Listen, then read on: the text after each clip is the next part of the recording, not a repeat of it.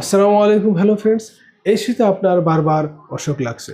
আয়ুর্বেদের 5টি শক্তিশালী জিনিস দিয়ে আপনার ইমিউনিটি আজই আপনি লোহার মতো বানান। প্রথমে বলছি সবার রাজা চ্যবনপ্রাশ। আপনি প্রত্যেকদিন সকালে 1 থেকে 2 চামচ খেলে আপনার ইমিউনিটি রকেটের মতো উঠে যায়, কারণ এখানে থাকে 40-এরও বেশি ওষুধ আর প্রচুর পরিমাণে ভিটামিন সি। দ্বিতীয়ত বলছি গিলয় গুরুসি। আয়ুর্বেদে এটাকে অমৃত বলে। আপনি 10 থেকে 15 ml রস দিনে 2 বার খান। তৃতীয়ত বলছি অশ্বগন্ধা চূর্ণ।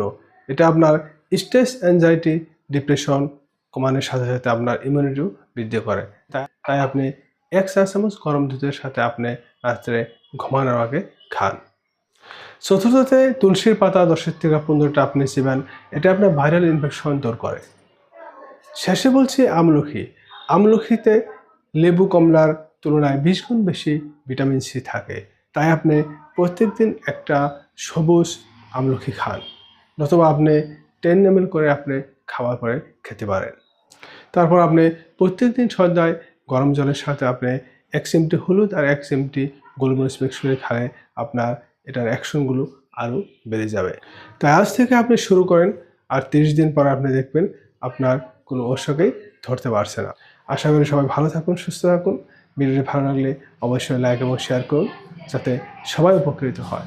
নেক্সট ভিডিওতে আবার দেখা হবে। আজকের জন্য বিদায় নিচ্ছি। ধন্যবাদ।